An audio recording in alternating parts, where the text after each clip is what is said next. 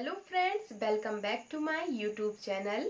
आज का टॉपिक जो है वो बहुत ही ज़्यादा इंटरेस्टिंग है और बहुत सारे लोगों के दिमाग में जो क्वेश्चन चलता है उस टॉपिक को लेकर उसका आंसर आपको इस वीडियो में जरूर मिलेगा। देखिए, आज का टॉपिक जो है वो है भाग्य और कर्म में क्या अंतर है।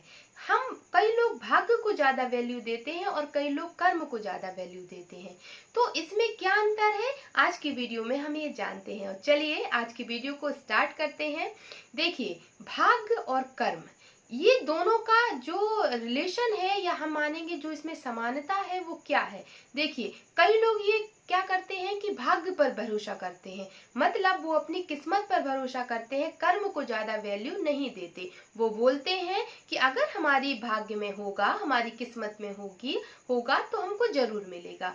और कई लोग क्या करते हैं, अपने कर्म को वैल्यू देते हैं। उनका मानना ये होता है कि अगर हम अच्छा कर्म करेंगे तो हमको फल अच्छा जरूर ही मिलेगा, कोई भी रोक नहीं सकता। तो जो भाग्यवादी लोग होते हैं वो कर्म पर बिल्कुल विश्वास नहीं करते हैं, और जो कर्मवादी लोग होते हैं वो भाग्य पर बिल्कुल भी विश्वास नहीं करते हैं।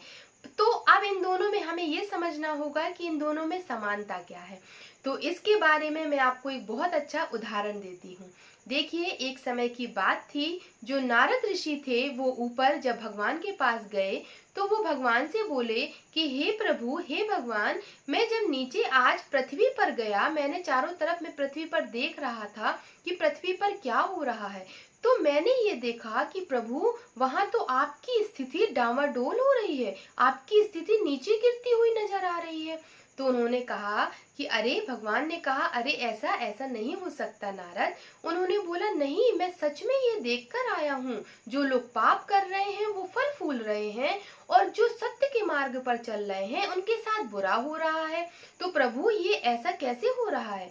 तो भगवान ने कहा जो भी होता है वो नियति के अनुसार होता है नारद, चलो मैं इसके बारे में तुमको बताऊंगा। तो भगवान ने कहा कि ऐसा क्या तुम देख कर आए हो। तो नारद जी ने कहा कि मैं जब नीचे गया मैंने देखा तो एक गाय दलदल में फंसी हुई थी। तभी वहां से एक चोर गुजरा और उसने क्या करा, उस गाय को दलदल से बाहर निकालने की कोशिश नहीं की, बल्कि उसके आगे कुछ ही दूरी पर सोने की मोहरें पड़ी हुई थी, और उसने उस गाय के ऊपर पैर रखा और मोहरों को जाकर के ले लिया।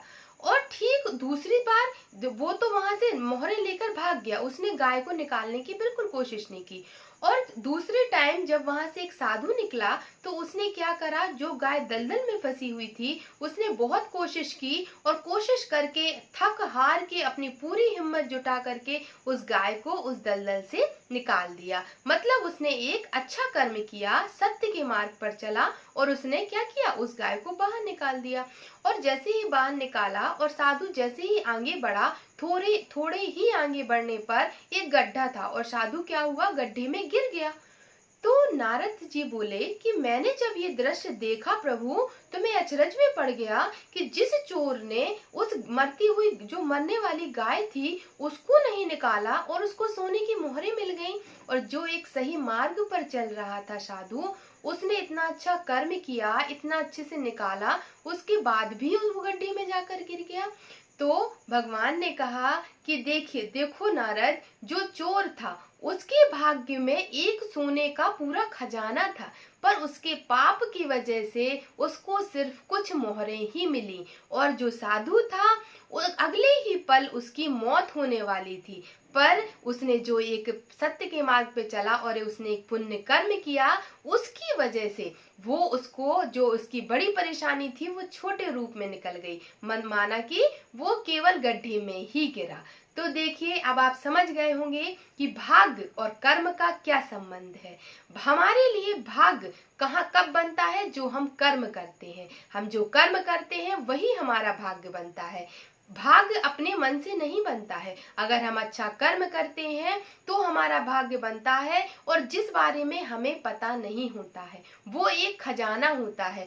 आज हमने कर्म किया अच्छा, तो जरूरी नहीं है कि उसका फल हमें आज ही मिले। उसका फल हमें 10 दिन बाद, 1 महीने बाद या 100 दिन बाद भी मिल सकता है। और हम ये भूल जाते हैं कि ये हमारे कर्मों का ही फल है। हम क्या सोचते हैं कि हमारा भाग्य हम ऊपर से से लिखवा कर आए हैं। तो जब आपको पता है कि भगवान कुछ भी गलत अपने बच्चों को कभी नहीं देगा, भगवान हमें यहाँ पर खाली हाथ भेजता है और हम ही अपने कर्मों के द्वारा अपने भाग्य का निर्माण करते हैं। तो अब आप समझ गए होंगे कि भाग्य और कर्म में क्या समानता है और क्या अंतर है। तो अगर आशा करती हूँ आज का वीडियो आपको अच्छा लगा होगा। अगर अच्छा लगा है तो चैनल को सब्सक्राइब कीजिए और लाइक, शेयर और कमेंट जरूर कीजिए। Thank you.